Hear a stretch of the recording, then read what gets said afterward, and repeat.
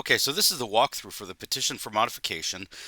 If you've got a parenting plan from a prior case, say it's a dissolution of marriage or a paternity case or some sort of custody case, you've got a parenting plan. It'll look something like this. It'll have the county and the circuit up here and the case number. You don't have to pay a huge filing fee of $400 like you do with an original case. There'll probably be a $50 reopening fee, $10 for the summons, something like that. It's usually not that bad. But you'll have a parenting plan. It'll look like this. Have this thing out just so you can use it for reference. Okay, and hopefully you've downloaded the quick guide. And there's some instructions here prior to you filling out the form app for the petition for modification. Okay, read these instructions. I didn't type them here because it was fun to do, and everything you need is absolutely here. This is not rocket science. You can do this. Okay, don't let anybody fool you. Don't let any court forms, clerk's packet confuse you. This is easy. Okay, so what you're going to do is, in the original case, you've got a petitioner and a respondent. Those are the terms you're going to use. With my modification form app, you're going to be using the terms moving and non-moving. The moving party is you if you're trying to file this thing. Okay, the non-moving party is you if you've been served with something like this. Okay, it's that simple. All right, so let's take a look at it. All right, I got here, time to get to work. Okay. If you're the person trying to modify the parenting plan, you're the movant. You're the moving party. You're moving the court to change your parenting plan. Okay? So you put your name here. In this case, it's George Smith. All right? And if you take a look, George Smith, in this case, is the respondent. Remember my rule. Hopefully you looked at the basic essentials page on my website, and you've seen that this top part here, this is called the caption. This is the caption in blue. It never changes. Okay?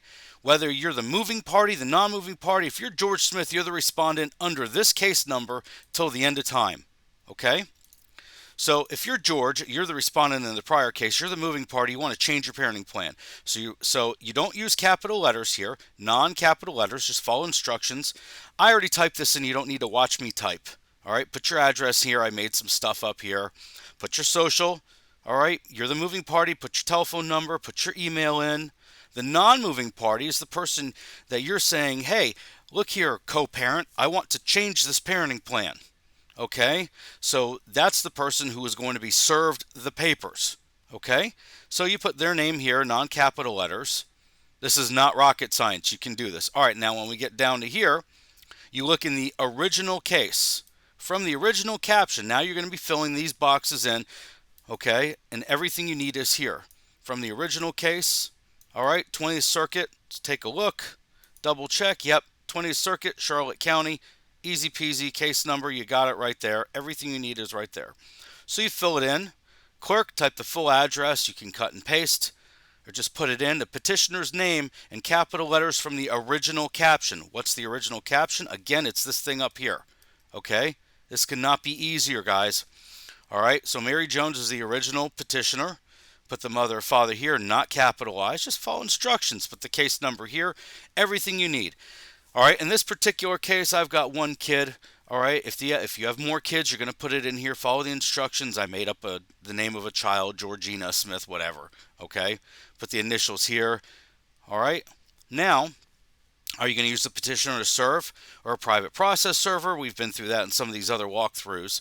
Sheriff is usually $40. Private process servers can be $40, maybe a little bit more, but what you're paying for with a private process server is expediency. A sheriff may take a month. They may not. You just don't know. All right? So if you've filled in everything, watch, it's all up here. Don't worry if you've made a mistake. Let's say you misspelled George Smith up here. Let's take a look. I just want to show you how this works. Let's say you've misspelled your own name. Okay? That doesn't look right, does it? So you get down here and you're looking. All right, you just correct it. Everywhere you need to correct it, you correct it. All right, it wouldn't be wrong here, but because this is the respondent, but take a look. It's wrong here. So you just fix it. It'll be correct everywhere else now. Okay, so this is the summons. All right, Mary Jones, who is going to be receiving the summons. It says party's full legal name. This is the person to be served. Okay. All right, even though she's a petitioner, it doesn't say petitioner, it says party to be served, okay? All right, so summons is done. And I know I'm going fast, but we need to get to the UCCJEA. This is your supplemental petition. The UCCJEA and the financial affidavit and the supplemental petition, you have some things to fill in here, okay? So take a look. This is your supplemental petition to modify. This is what they all look like. These boxes are already filled in, all right? This is something you need to know and you need to do. The last court order regarding time sharing and all child-related issues was filed in the court in the above captioned case. Okay, so what was the date of the last order? You're going to look at your parenting plan, okay? Whatever date that the judge approved it, your final judgment, whatever you're going to put in here. All right, so let's say it was, I don't know, a year ago. All right, so let's say it's 2020. I think I put up there, let's just say it's 2021. I don't know, I'm just making up a date. Let's say December 1st, 2020. All right, and you're going to attach it. All right, so you're going to need to pull it out and attach it to this supplemental petition. Okay? It's just a petition for modification. If you need to modify your parenting plan. Now, if you want to do just child support, there's a different one of these. Okay, and you'll just do that one. All right, I have it all laid out for you. It looks pretty much the same, except it's just for child support. This one is if you want to modify your parenting plan and your child support and everything else. Okay, that's why it says and other relief. Okay? Georgina's already here. All right. So what I typed in here is an example of something you can write. Let's say George said when the parenting plan was put in place, he didn't have a good home. He was renting a room someplace. So you put in what the changes are. Okay. If you read this, since the date of the last custody order, there's a substantial material and unanticipated change in circumstances, blah, blah, blah, blah, blah. It can't be something little, like I don't know, I got a new job, and it's just the new job without a shift change or whatever, or my ex got a new job and is making a quarter more an hour. Just don't waste the court's time with nonsense. It has to be something that's pretty decent, okay? This is your statutory language. This has everything you need in here, all right? But you need to say what it is. Okay, so you're not going to type this, obviously, but whatever you want to say is, so let's say you did get a new job and you went from a night shift to a day shift. I got a new job and now I'm on day shift and can see the kids more. I want to see them. It's not rocket science. Don't let anybody fool you. You can do this. Just put down what it is, okay? Could not be easier. If additional space is needed, I have a place on the attached pages for an addendum. If you write more than this box here, you're probably doing something wrong. Okay? Judge doesn't want to read a book. So-and-so has been mean to me. So-and-so talks bad about me and won't let me see the kids and is always late and is this and is that. Judge does not want to read that. Imagine how many times a judge sees that.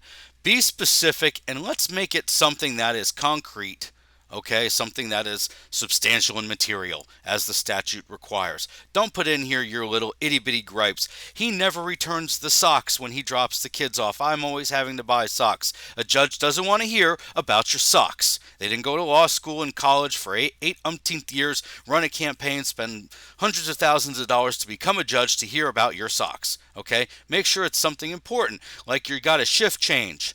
That's something pretty big. You went from having a night shift where you had to sleep during the day and you couldn't have the kids overnight to having the day shift. Write it down. This is a big change because I had to sleep during the day and work at night and my time for parenting was limited. It is not so limited anymore. That's it.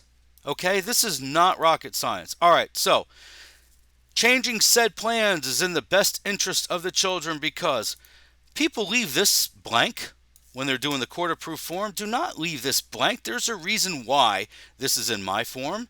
This is in every other form because the threshold, the burden of proof you need is number one, that there's a change, and number two, that the change, making a change would be in the best interest of your kid or kids. Okay? It is in the children's best interests to have me, George Smith, their father, see them more than once a week, or whatever it is he's getting. Okay? I want to teach them how to ride a bike, how to tie shoes and go camping. Okay? This may sound silly and mundane. I misspelled bike. This may sound little. This is not little. Okay? Do not write, she is mean to me and tells the kids I'm a jerk. Don't do that. Do not write this. The judge doesn't want to read that. Okay? That's not going to help you. All right? Just be specific. And again, there is a place for additional space. If you need additional space, you're doing something wrong. Okay? There's a reason why I made it this big. Okay? I've been doing this since 1996. Trust me. Okay? Now, if the court deems it in the kid's best interest, father, that's you, George, okay, requests you render a judgment which modifies the sport contemporaneously, that means along with. Just, you don't have to do anything. If there's no gray box or no box for you to type something in, don't worry about it. Okay? All right? Other. The space for other is if there's something unique. You know, for example, I was on night shift.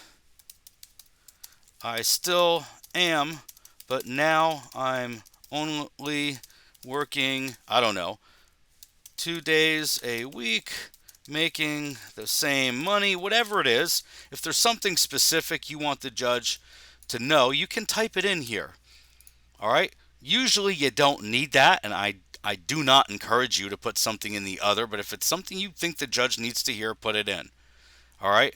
But remember, think to yourself, if it's something that the judge may think is silly or that they're hearing 100 times a day, that they're going to roll their eyes at you and go, oh my God, what am I listening to? Don't put it in here, please. Okay? Place for your signature. Remember my rule.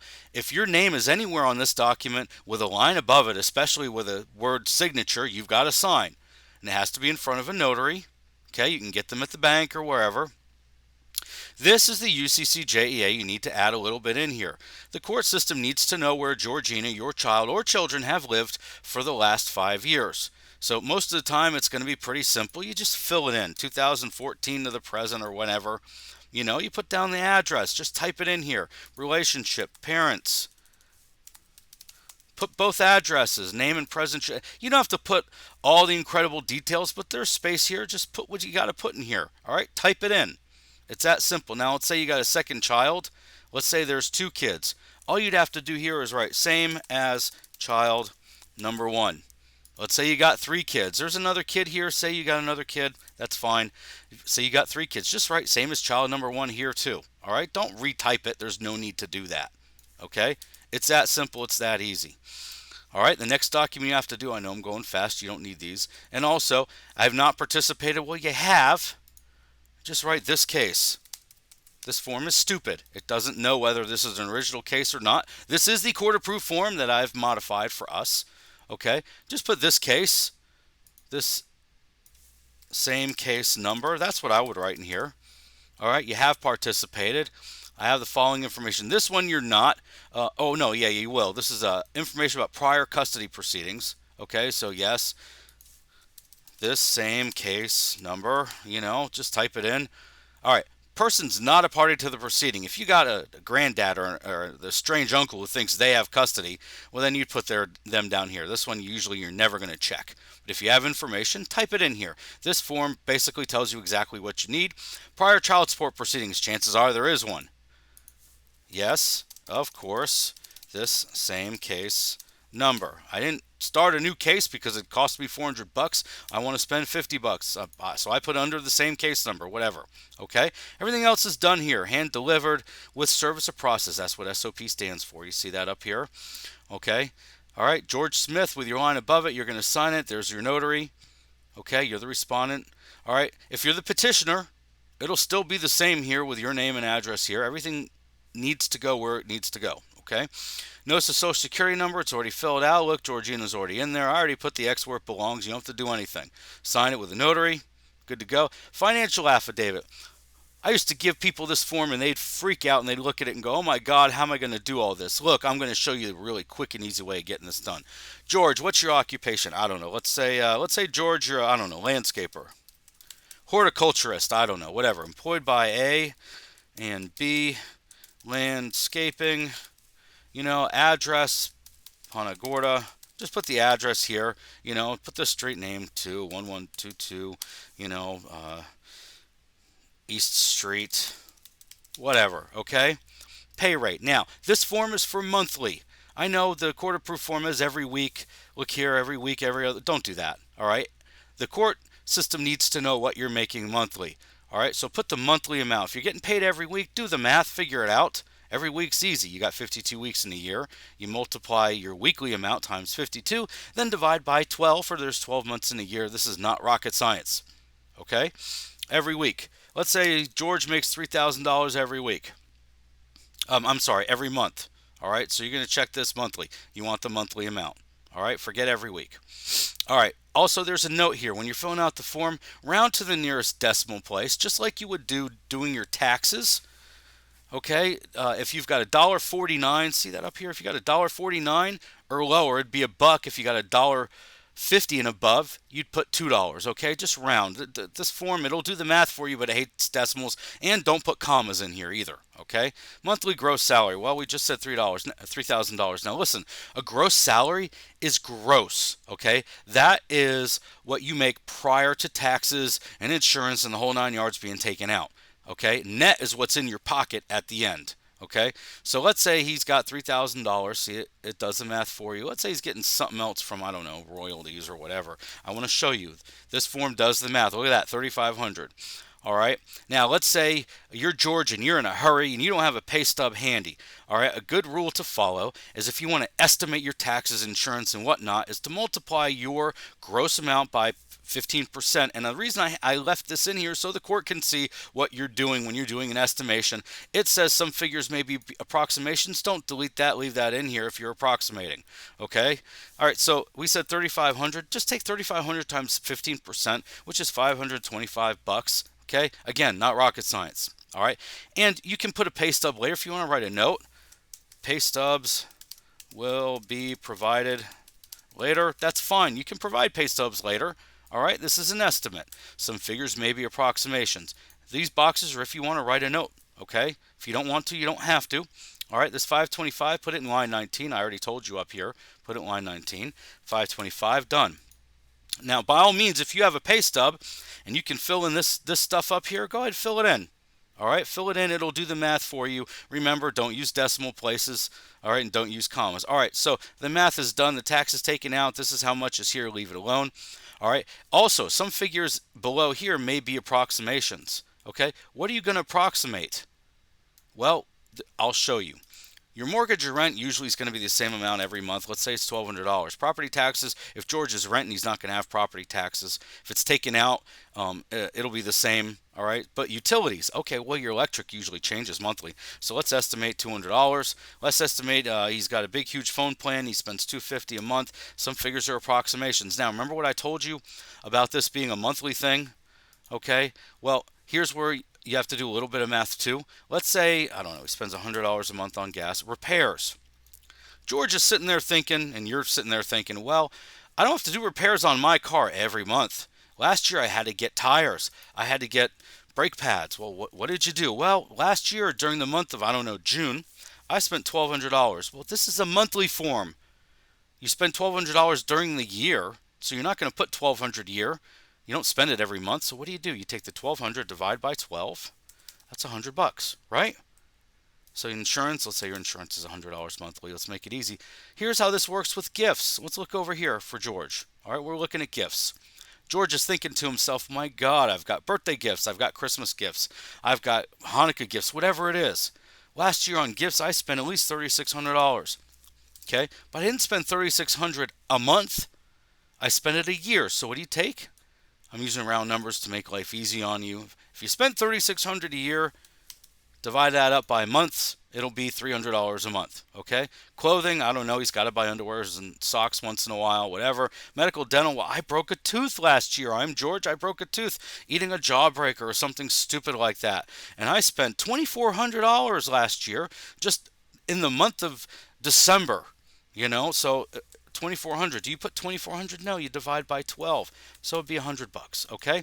Grooming, shampoo, whatever. Just estimate whatever it is. All right, let's say George has a creditor. Let's say he's got Bank of America, and he spends $1,000 a month on Bank of America. Okay, don't forget daycare and lunch money, gifts for the holidays. These are for kids. Kids gift for the holidays. You can do the divide again, $50, whatever. Insurance, whatever it is. Okay. Entertainment. He buys an app for his phone, whatever it is. Okay. So let's say food. Let's say he spends $500 a month on food, meals outside the home, $50. I don't know. All right, just put the numbers here. All right, the court system knows it's approximations. Now, total monthly expenses, it does the math for you. See, it says 4130, but we've got a problem, don't we? No, actually, we don't. See how he's in the negative here?